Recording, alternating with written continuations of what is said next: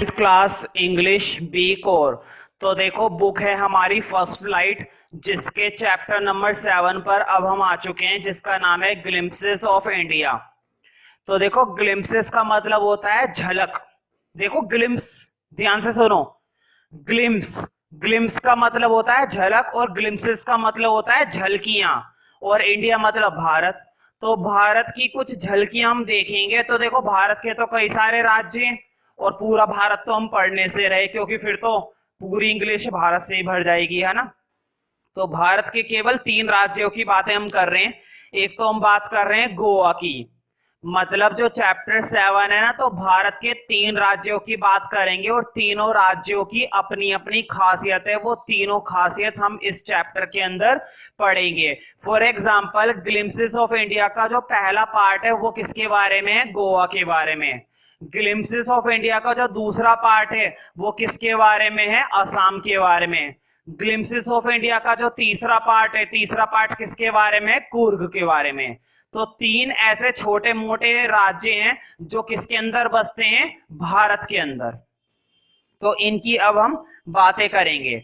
तो देखो part A मैंने पहले लिखा हुआ है, अ बेकर फ्रॉम गोवा। तो देखो गोवा जो है ना, गोवा जर्नली रोटी बनाने के काम के लिए बड़ा फेमस है।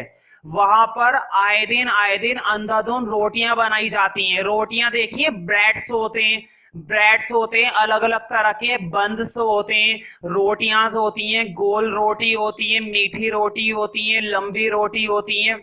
मतलब गोवा के अंदर हर एक दूसरा परिवार अपना किस काम में लगा हुआ होता है? रोटी बनाने के काम में। अंधाधुंध दिनों रात वहां पर रोटियां बनाई जाती है। वहां पर एक गली के अंदर एक दिन में कितने ही लोग रोटी बेचते हुए तुम्हें दिखाई देंगे। हर घर के अंदर औरतें, आदमी, बच्चे किस काम में लगे हुए हैं? रोटी बनाने में लगे हुए हैं। आज भी अगर हम बात करें, पहले तो खैर बहुत होता था, गोवा के अंदर रोटियों का जो धंधा होता था, जो बिजनेस होता था, वो बहुत बड़े लेवल पर होता था। लेकिन आज भी अगर तुम गोवा में जाकर देखो तो तुम्हें कितने ही परिवार ऐसे दिखाई देंगे जो आज भी वहां पर वो रोटियां बनाने के काम में लगे हुए हैं। बड़ी बड़ी भट्टियां होती हैं जहां पर रोटियों को पकाया जाता है। लोगों की अपनी एक ड्रेस होती है, जो सर, इनका भी पहनावा होता था, सर पे एक बड़ा सा थाल रखकर आता था, और हाथ में एक डंडा होता था जो बैम्बू का बना हुआ होता था, बांस का। और उनकी एक पर्टिकुलर ड्रेस होती थी। तुमने देखा होगा घरों में जो मम्मियां होती हैं वो अक्सर मैक्सी पहनती है। मैक्सी क्या होती है? ऊपर से लेकर नीचे तक की एक बड़ी फ्रॉक होती है, और पीछे तनी लगा दी जाती है, तो उसे कहते हैं मैक्सी। तो गोवा के अंदर ये जो रोटी बेचने वाले लोग होते थे ना, इनकी जो पोशाक होती थी, इनका जो यूनिफॉर्म होती थी, वो ऐसी ही होती थी। ऊपर से लेकर नीचे तक की, घुटने तक की एक फ्रॉक होती थी। और इस पर्टिकुलर ड्रेस को एक नाम से जरूर जाना जाता था, कवाई। क्या बोलते थे इस पर्टिकुलर ड्रेस को? कवाई। KABAI। तो चैप्टर के बारे में मैंने हल्की फुल्की नॉलेज दे दी है, बाकी की नॉलेज मिलेगी तुम्हें अब कंप्लीट स्टोरी से। तो ज्यादा समय वेस्ट ना करते हुए देखो, मैंने कुछ की पॉइंट्स निकाल रखे हैं। की पॉइंट्स का मतलब है कहानी के कुछ खास बातें, मेन बातें। बाकी तो जब हम चैप्टर की कंप्लीट समरी पढ़ेंगे तब बातें ज्यादा समझ में आएंगी। तो फटाफट से की पॉइंट्स पढ़ते हैं अब। देखो a point, Goa is very much influenced by the Portuguese. देखो इसको पढ़ते हैं PORTUGUESE को, पोर्चुगेज। देखो पढ़ने को तो कुछ भी पढ़ लो, लेकिन सही प्रोनाउंसिएशन क्या है वो तो कुछ नहीं पता। लेकिन मेरे हिसाब से इसको पोर्चुगेज बोलते हैं, क्योंकि गूगल पे सर्च यही दिखाता है। और इन्फ्लुएंस्ड का मतलब होता है प्रभावित होना। इन्फ्लुएंस्ड का मतलब क्या होता है? प्रभावित होना। तो गोवा जो है वो बहुत ही ज्यादा प्रभावित होता है पोर्चुगीज से। तो देखो पोर्चुगीज को हिंदी में बोलते हैं पुर्तगाली। लिखना चाहते हो तो लिख लो, पोर्चुगीज को बोलते हैं हिंदी में पुर्तगाली। पुर्तगाली जर्नली उस समय वहां के जो लोग रहते थे ना गोवा के अंदर, गोवा के अंदर रहने वाले लोगों को जर्नली वहां पर क्या बोला जाता था? पुर्तगाली बोला जाता था। और जर्नली जो वहां के पुर्तगाली थे, वहां के जो रहने वाले लोग जो पुर्तगाली थे, वो जर्नली क्या बनाते थे? रोटियां बनाते थे। दिन और रात रोटियों बनाने के काम में लगे रहते थे।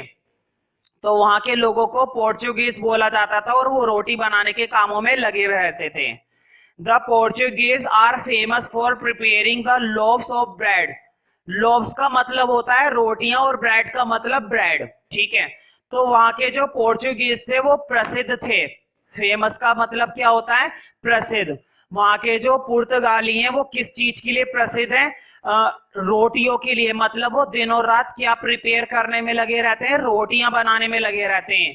आज भी अगर तुम गोवा में जाकर घूमो एक दो दिन के लिए, तो तुम्हें देखने को जरूर कहीं ना कहीं रोटियों का धंधा मिलेगा जरूर। बी पॉइंट देखते हैं। This is a traditional family work. ये उनका पारंपरिक पारिवारिक कार्य है। ट्रेडिशनल का मतलब होता है पारंपरिक। पारंपरिक मतलब ये वहां की परंपराएं, शुरू से उनकी पीढ़ियां, उनके बुजुर्ग, उनके दादा दादी, उनके परदादा दादी, शुरू से कितनी ही पीढ़ियां वहां पर क्या बनाती आ रही है? रोटियां बनाती आ रही हैं। तो वहां पर ये जो धंधा होता है ना, ये जो व्यवसाय होता है, ये इनका पारिवारिक और पारंपरिक कार्य है जो वो छोड़ना नहीं चाहते हैं। हर एक बच्चा पैदा होते ही किस काम में लग जाता है? रोटी बनाने के काम में लग जाता है, क्योंकि ये उनका एक तो हम ये कह सकते हैं कि उनका पीढ़ियों का काम चला आ रहा है। दूसरी चीज ये कि उनके पैसे भी मिल जाते हैं, अच्छा पैसा मिल जाता है इस चीज में। And these bakers are known as पैडर। तो देखो यहाँ पर ये जो रोटी बनाने वाले लोग होते हैं ना, इन बेकर्स को बोला जाता है पैडर इन गोवा।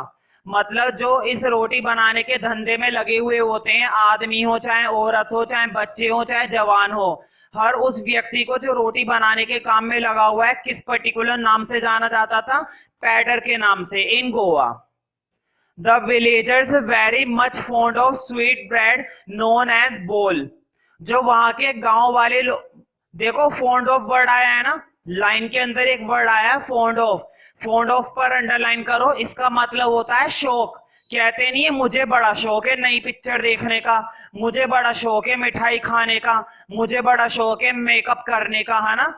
तो वहां के जो गांव वाले थे उन्हें बहुत शौक होता था मीठी रोटियों का। देखो लिखा हुआ है स्वीट ब्रेड। स्वीट का मतलब होता है मीठी और ब्रेड का मतलब होता है रोटियां। तो वहां के जो गांव वाले थे उनको बहुत शौक होता था मीठी रोटियों का। मतलब उन्हें मीठी रोटियां खाना बड़ा अच्छा लगता था, जिसको पर्टिकुलरली किस नाम से जाना जाता था? बोल।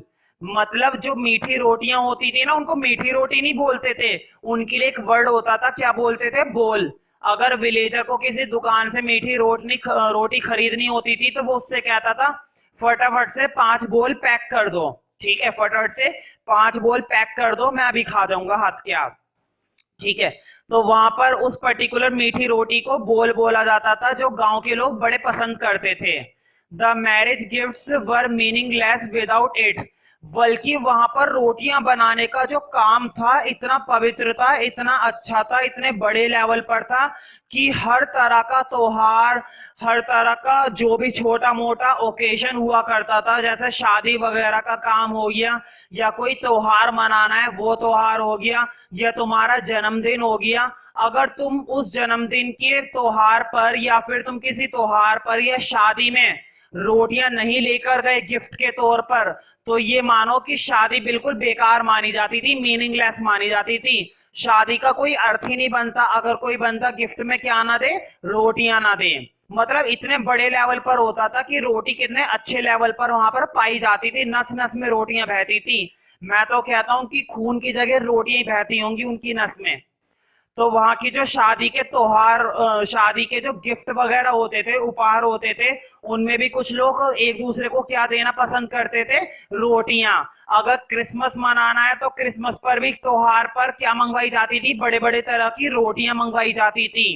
अगर वहां पर किसी का जन्मदिन सेलिब्रेट करना है तो उसके लिए भी किस चीज को मंगवाया जाता था? अलग अलग तरह की रोटियों को मंगवाया जाता था। तो इसका नाम गोवा रखी क्यों रखा है? मैं तो कहता हूं रोटियां रख दो इस देश, इस राज्य का नाम। डी पार्ट देखते हैं।